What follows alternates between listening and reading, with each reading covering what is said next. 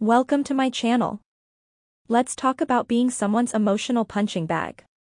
If you are coming from a narcissistically abusive relationship, or if you're coming from a relationship where there was a lot of emotional abuse and you kind of identify with being an empath, a codependent, highly sensitive, chances are you've experienced this before.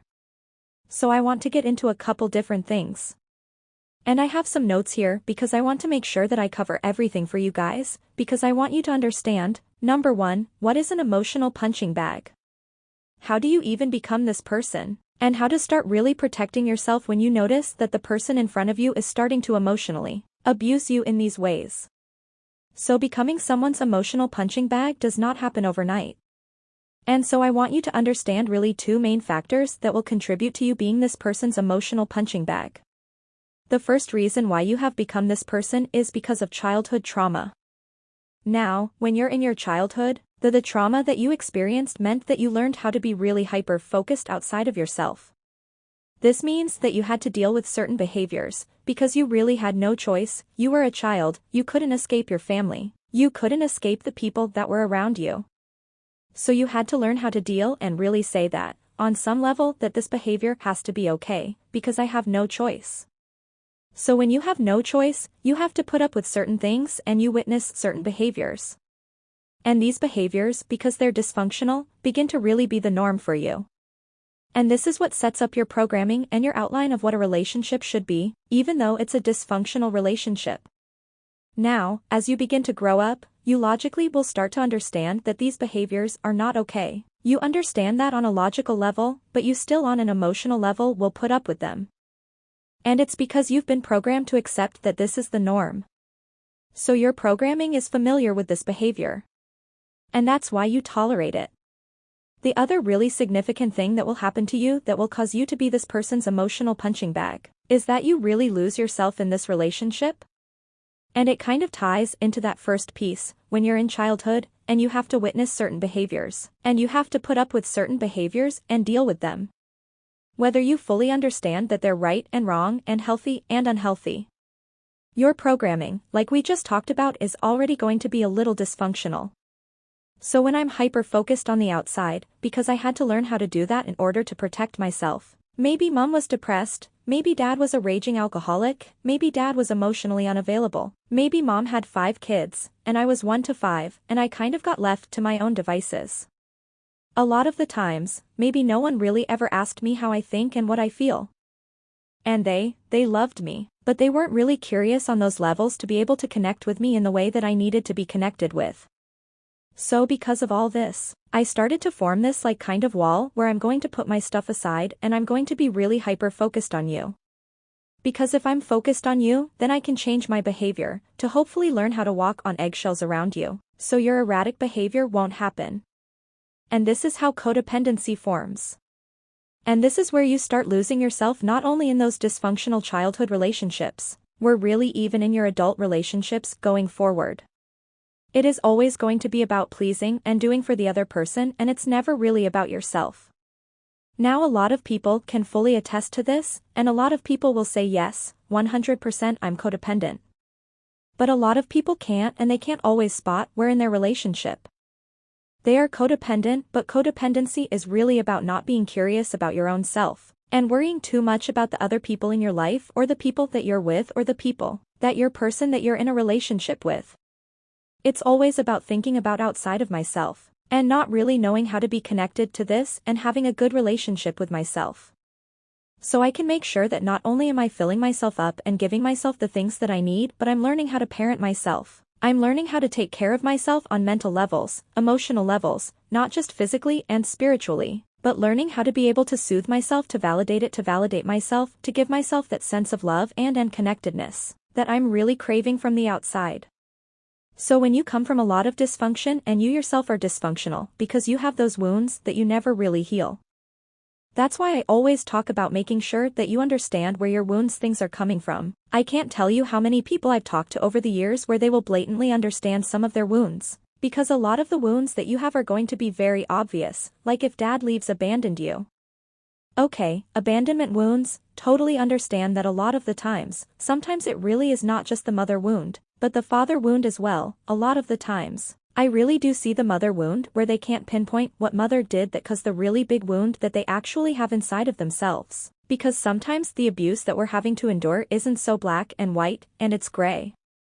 And unless you really understand this information, you're not going to be able to reflect back on your childhood and say, oh, so these are the things that I didn't get that I really needed. Sometimes this is where therapy helps. Sometimes this is where you're only taking my 9 weeks to emotional healing course will help, because it will broaden your understanding of what wounds are, how they look, how they show up, what it was supposed to really look like. And that's sometimes we don't have that information. And when we don't have it, unfortunately, the wound just kind of stays stuck in us.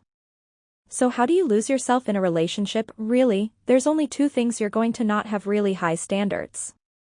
And this is the part that kind of stinks.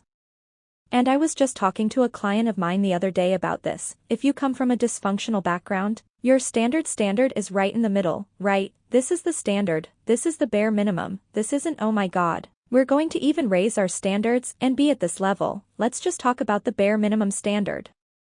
Here we go. This is a normal, healthy person. If you come from dysfunction, your standard is already down here. And in reality, it needs to be up here, and you're not going to be able to jump from here to here in order to find the person that you really desire. So having low standards is 100% going to be a factor when you lose yourself in a relationship. And the standard isn't just about the other person and what they're doing or what they're not doing. And all of those things. It's really about the standard even in myself. How do I expect to be treated? What it is. What is it that I want for my life? What do I value? What's my character like? And looking not just for that in a partner, but living that within yourself? So standards play a really big factor. The other huge factor is going to be boundaries. And boundaries is probably a topic that I discuss constantly with people because a lot of clients, especially codependency, if you're struggling with that, if you're struggling with being an empath, chances are those lines are going to get very blurry. Because this is not something that you ever learned about. Nor is this something that you've ever practiced, and boundaries is 100% a practice. It's definitely going to be a practice when you have had such blurry lines or possibly no boundaries at all. If you're working on your self-worth and working on what it is that you want in a relationship and how you would like someone to show up, and you're holding someone accountable. Those are not things that when you're coming from dysfunction, you've learned how to do. If anything, you learn to the complete opposite. So now you're trying to train yourself to have really high standards, to have great boundaries, where I'm comfortable with verbal communication. I'm comfortable with telling me what I think and how I feel. But for the most part, I think the average person that's coming from dysfunctional relationships and trying to heal and work on themselves may not always have a huge problem with the verbal communication. Although there are some people that very well struggle with even doing that, then it's really about boundaries. It's going to be, how do you enforce your boundaries? How do you detach from a person that time and time again is showing you that they don't care about your boundaries? Now, enforcing your boundaries doesn't mean that you just detach from relationships. But it does mean that you have to kind of change the structure of what you think this relationship is going to look like. And it doesn't mean that you pull back in your participation in this relationship. So when someone is being passive-aggressive, when someone is being egotistical, when someone's giving you the silent treatment, when someone's gaslighting you, how do you show up? Do you get upset? Do you go into a rage? Do you not have any emotional control over yourself? A lot of the times when we receive these treatments, 1 or 2 people are going to show up in that conversation. It's either going to be your wounded inner child that's going to get so emotional, is going to take what this person is doing very personally, and then I'm going to emotionally react, or my ego is going to come to the forefront. So if those 2 people are always running the show and they're always at the forefront of my life, then I'm not going to be able to be the healthiest and have the healthiest relationships. I'm not going to show up and show you that when you do those things, this is how I'm going to respond, and the healthiest response that you can possibly have. Because that will show a person that they can no longer do these things, they don't work. And the person will either learn how to rise up and say, okay, I can't do that with them, or they're going to fall off, and they're going to start kind of moving away from you. So when you're dealing with emotional abuse, when you're dealing with narcissism, when you're dealing with strong personalities, and someone is trying to put their thoughts and opinions on you, as the camera's moving, do you kind of conform? Do you avoid the discussion? Do you avoid the argument? Do you avoid telling this person what you think? And how you feel? And do you? Do you? Even when you do tell a person what you think and how you feel? Is your ego so strong that you feel as though that person should agree with you? Do you feel upset when the person doesn't agree with you? Where do you stand in interactions with people? And how do you conduct yourself that's really going to show whether or not you have a really strong and healthy sense of self, or whether you are just coming from a wounded place, much like the person in front of you? Are you so attuned with the other person that you don't even know who you are half the time? And I think I definitely struggled with this for years, not just in romantic relationships, but many different relationships, where I didn't really ever think about putting myself first. I just always created a habit of unconsciously focusing on other people, and that was where my wound lied. I had to kind of stop and learn how to parent me, and be super focused on me first, so I could manage my own self. And then I could possibly go out into the world and be there for others or help others and things of that sort. But I had to make sure that I was connected to myself in a healthy way, versus being so detached from myself and focus on other people. Because when that starts to happen, and it's always about the other people in your life, you start to lose yourself. And when you start to lose yourself, you eventually become this person's dumping ground. So now, while losing yourself is going to play a factor in you being someone's emotional punching bag, there is another really important and key factor in this as well. So while losing yourself in a relationship is going to definitely attain to being someone's dumping ground, or someone's emotional punching bag, there is another really big factor. And this one is easy, because it's kind of black and white. And it's going to be, do you even understand the behaviors that are unhealthy and completely unacceptable? So one of the biggest things that I talk about is understanding what emotional abuse looks like. Do you understand what it looks like? Do you know what it feels like? Do you know when it shows up?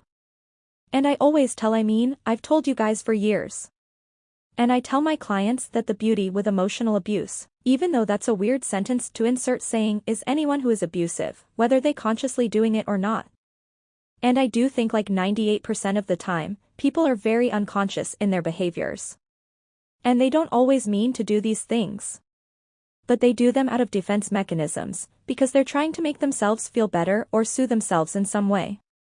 That's why we can't take what people do personally, because it's never about us, it's always about themselves. But the huge thing is understanding what it looks like. So if you don't know what it looks like, and it happens to you, and you come from having really no sense of self, low self-esteem, all of those things, then you're going to allow this behavior to happen time and time again. And chances are, it's not always going to be a really big thing that someone hits you with. It's going to be little subtle things that happen in the beginning phases of the relationship. And then all of a sudden they start adding up, then you really get hit with some hard things where now you are really faced with being this person's emotional punching bag, that it's perfectly okay to go to you and try to abuse you, or to dump everything that I'm failing on you, to verbally abuse you, to make you feel like you're the reason why I'm unhappy or that these things are happening to me. Because a person who has an emotional punching bag is a person that is not able to take full responsibility or doesn't want to take full responsibility for themselves. And so they rely on you to kind of let them relieve a lot of the unhappiness and stress that they're feeling. So when you are breaking up with someone who's narcissistic, divorcing someone who's narcissistic, there's going to be a point in that process where you are going to they're going to try to make you be the person that is their emotional punching bag. And when you understand what's happening and you learn how to create the bubble and you know how to interact with this person, and you know how to enforce the standards and boundaries, you can detach well before this person starts even trying to throw anything at you. So here is how we can start if you are someone's emotional punching bag and you don't want that to be the case anymore. Or just ways that you can kind of start being aware of what you should be doing when you're interacting with people in your life that aren't always the healthiest. Number 1, you have to protect your energy. What does that mean? That means that when we're having conversation, if the conversation goes into a place that doesn't feel comfortable for me, then I'm going to disengage. It means I'm not going to fight back. It means I'm not going to allow myself to get too erratic. It means that even if I start to feel something uncomfortable, anger, stress, worry, anything, that I'm going to number 1, detach, and number 2, immediately start self-parenting myself. That means I have to get away from you. and kind of like refocus on me so I can get my energy back to where it should be. Now, that process could be validating yourself, soothing yourself, coaching yourself. And I talk about self-parenting everywhere. And if you're interested, I always link the courses down below for my self-parenting course. Definitely go check it out, because it will talk about the step-by-step ways that you will actually do this. So you can kind of gather yourself together and then go into an interaction with this person, or possibly not at all. Maybe just learning how to disengage from a person and not emotionally react to them is the way that you're going to teach them that it's not okay, what they're doing, and you're not going to put up with it. So the next thing is going to be, and this is really hard for the empaths out there. It was definitely hard for me for a while as well, because when you're an empath you really need to learn how to have that bubble around yourself. So do you take on other people's behaviors? Do you suck those energies in and just kind of let them sit inside of you, and then they completely ruin your day? So learning that what people do is not about me. It's about them allowed me to not take things personally where then I didn't emotionally react. So if you're reacting, it's because that you are taking something that someone's doing, even if it is hurtful. While of course you're not going to not feel just by saying okay, I'm not going to take something personally. But I still feel of course you're going to feel and you want to be able to feel, but you don't want to allow yourself to go down rabbit holes with how you feel, because then you start taking something on. And that's where it becomes a problem. So as an empath, you have to learn how to detach from other people's energies. So a narcissist, or someone who's really toxic, will always try to find an emotional punching bag, because this allows them. First of all, I think sometimes these types of personalities understand that you're a strong person, and it's almost like they know that you're capable of handling a heavy load. Doesn't mean that you want the heavy load. But when someone starts to slowly chip away at you, if you immediately take those chips, and you disregard them, or you can detach from them, and you can even kind of enforce some boundaries and verbally communicate with this person, then these things don't progress into someone really trying to have at it with you. Now, a lot of the times, and I know you're gonna say because I've been there myself, is a lot of times you're just dealing with someone who is so incredibly ruthless and relentless and hurtful, and will try to cut you in a way that you would never cut another person. Even your worst enemy, because it takes a certain level of takes complete lack of empathy in order to be able to do and say some of the things that this person has said to you or could possibly say to you in the future. And so there's only so much protecting you can do because you are a human being. But I think it's so important to make sure that you understand that what you're witnessing is a tantrum. And you're not really having a conversation with a healthy adult. So it's almost like witnessing someone who's completely intoxicated. While it might be hurtful, you're not going to really take what they're doing personally because you understand that they're under the influence. It's just like a child, you're not going to take what they're doing personally because you understand you're dealing with a 5-year-old. So really what you're witnessing is the same thing. And you have to remind yourself of that, because if you don't, it's very easy to just take on these behaviors and then they start affecting you, and that's what we don't want to have happen. So I hope you have enjoyed this video. I hope it gave you some insight on being someone's emotional punching bag, and I really hope it helped you to learn how to protect yourself and enforce your standards and boundaries in these relationships so you are no longer this person's emotional punching bag. Hope you guys enjoyed. Please don't forget to subscribe down below if you have not subscribed to this channel, and I'll see you guys in the next video.